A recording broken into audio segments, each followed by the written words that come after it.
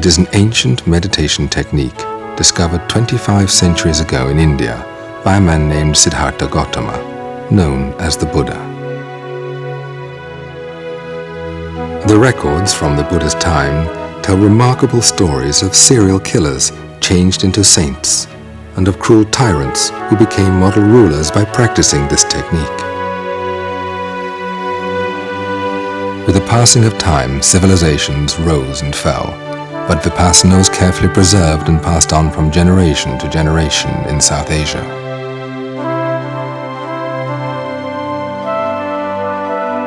Today, it is taught by S.N. Goenka, an Indian who was born and grew up in Burma. Mr. Goenka learned Vipassana from his Burmese teacher, Sayaji U-ba Khin. In 1969, Mr. Goenka arrived in India and started teaching Vipassana. A few years later, he was given a challenge by the renowned Indian leader, Vinoba Bhave, to teach Vipassana to youngsters and to hardened criminals. I said, I am here to serve. If you can arrange, I will teach the hard criminals in the jail. I will teach the students. He arranged in the school and it was very successful. But he could not arrange in the prison because the rules of prison, manual of prison is such that a teacher cannot go and stay there, one has to stay outside, and that was not acceptable to me. When a course is given, I must be there with my students. It could not materialize. But later on, the Rajasthan government was good enough to relax their rules and first course was given there in the Jaipur jail. In 1975, in Jaipur, prisoners learned Vipassana for the first time. Mr. Goenka insisted again on some conditions, and the prison authorities were trying hard to meet his demands. Before the course started, some people were brought in chains and ankle chains. So he said, what is this? I said, they are very hardened criminals and very dangerous criminals, and we want that they should also take a course. But he said, why have you put the chains on them? Because they are dangerous. He said, no, I can't give Dhamma to the people while they are in chains. So they have to be removed. And the IG and the superintendent of jail, they didn't agree. Because the IG said that there is a great possibility that one of them or few of them will get up and strangle Mr. Goenka or you as Home Secretary, and they will get a big name. Because they are in any case dying, they will be hanged or they will have serious punishment. So we took little risk, and it was decided that they will put a guard close by, and if anybody got up menacingly towards us, he should be shot.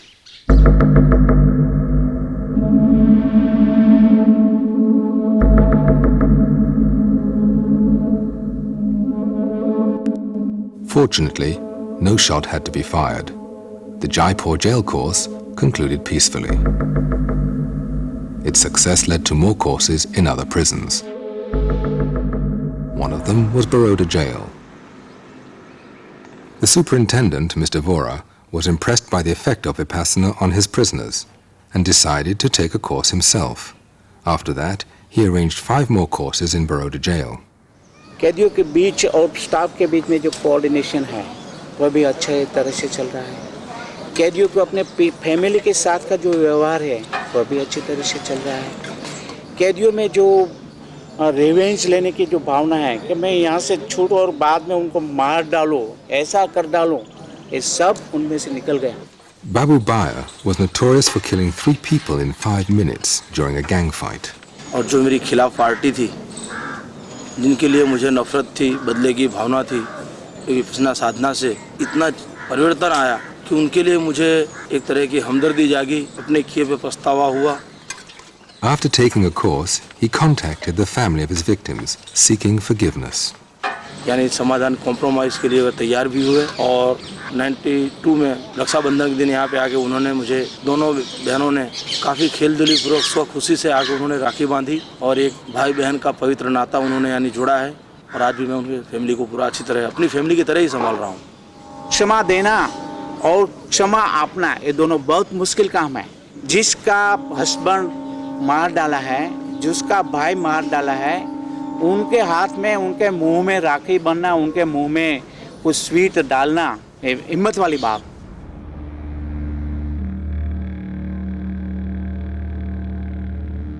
A Vipassana course is 10 days long. students live in complete silence, meditating from early morning till night. For 10 days, they follow a basic code of moral conduct. They abstain from killing, stealing, lying, sexual activity, and the use of intoxicants. Without a base of morality, the mind will remain too agitated to investigate the reality within.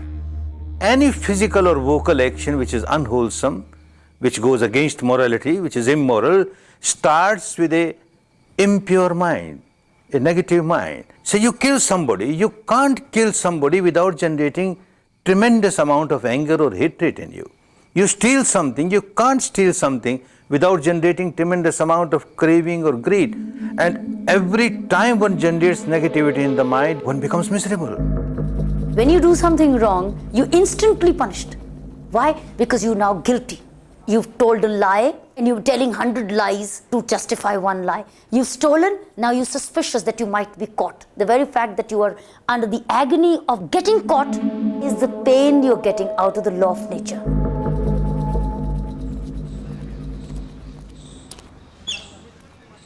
Back in Tihar, Kiran Bedi was preparing the ground for a Vipassana course. She said that if a course could be organized, I say, why not? We can do this. So there also the similar difficulties came. I said first condition is that some of the jail senior people should attend the course first, then only we'll agree.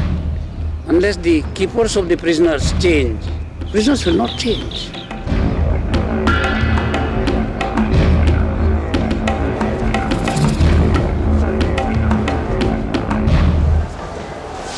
Your search should be more effective, your officer's search. Kiran Bedi was not afraid to experiment with new ideas. She sent some of the more stubborn and aggressive members of her staff to a Vipassana course held outside jail. When these men returned, colleagues and inmates alike found them to be much more calm and positive. There was actually stories of a couple of officers, that were caught doing the wrong thing, like smuggling beedies in because they pay money for them, and, when they're on such a small wage, this is good for them. And I think she was going to sack these people or, get rid of them. She gave them a chance and said, if you want to keep on working, you have to do this and this and this. And you have to go and do one of those 10-day courses as well. Everything you do, you have to pay for, one way or another. My life is instant. I do something wrong and it's there, pow. My family still don't know exactly where I am. My mother thinks I'm in India, but I didn't want to worry her to say where I was, so I thought I'd just tell her I was doing Vipassana, and I am. The first Vipassana course at Tihar jail was held in November 1993. Over 100 prisoners and jail staff participated. She was not forcing people. Just go and see yourself. If you like it, well and good. If you don't like it, well and good. But just go, please, and see yourself. They were asking people interested in Vipassana or meditating. The school came around in one of the wards, and so I went.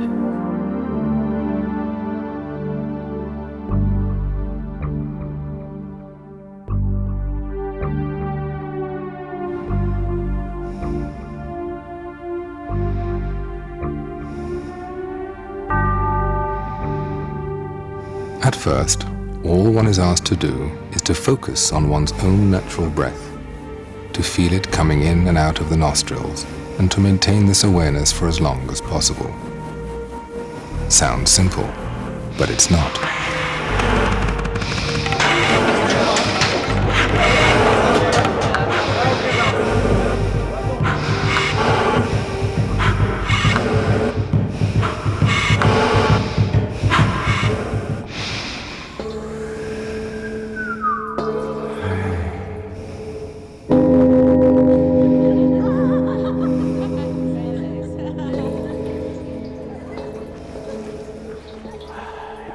It's something which you can't avoid.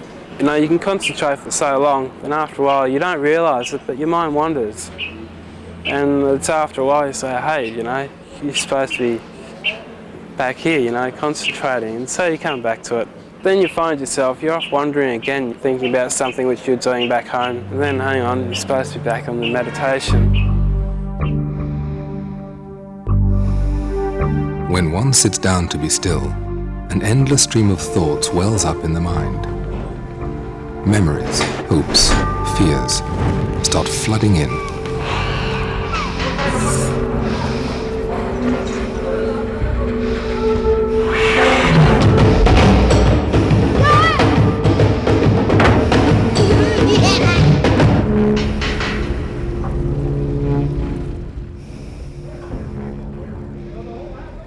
After a 3-day struggle, the mind quiets down. Thoughts become faint, faded like passing clouds. By focusing for so long on the small patch of skin below the nostrils, the mind becomes so sensitive that it can feel the subtlest flow of breath. A new realm of sensations unfolds within this area. Itching, tingling, heat, pressure, natural physical sensations never before experienced so vividly. Only then is one prepared to learn Vipassana. The whole idea with Vipassana is to go inside. And when you go inside and everything is quiet, and yourself, you're quiet, then you contact yourself, you can come inside yourself, and you can feel your sensations. Continuous awareness of physical sensations without reacting is the core of the Vipassana practice. Every sound, vision, taste, smell, everything that contacts the body instantly produces some sensation.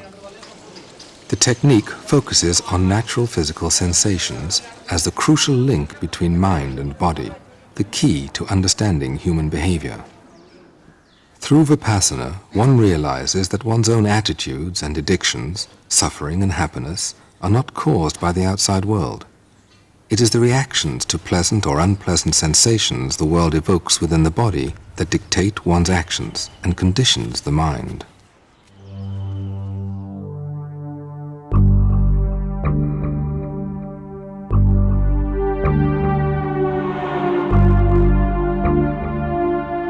On the 4th day of the course, Vipassana is taught. Students learn how to observe objectively all the sensations in their bodies, whatever they may be, without reacting to them. They watch emotions come and go. They watch pain come and go. They watch pleasure come and go. And they realize, not intellectually, but through their own experience, that nothing is permanent. Hatred, passion, greed are not abstract anymore. By watching the physical sensations accompanying these emotions, and by understanding their impermanent nature, one can actually start changing the habit of blind reaction. Between the two poles of expression and suppression lies a third option, mere observation.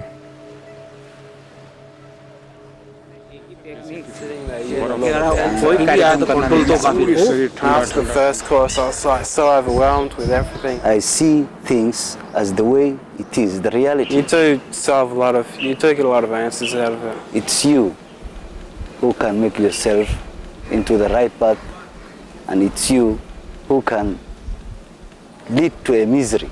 There's a happiness in there, you know?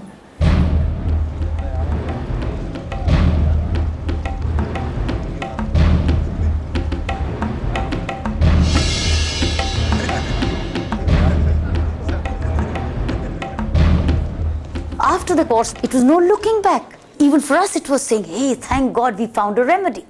We found an alternative. We found a way to take them to. Then there was no looking back. The first Vipassana course in Tihar jail was followed by 5 more, and Kiran Bedi was once again thinking ahead. We became greedier. We were impatient. Why only 50, 60 when I have 10,000 people with me? So why can't we reach at least a large percentage of a massive course rather than going into small trickles to have a massive impact? They said, would you be able to arrange a course of over 1,000? I said, yes, immediately. Are you sure? I said, yes. It was one of the most ambitious projects in the history of Indian prisons.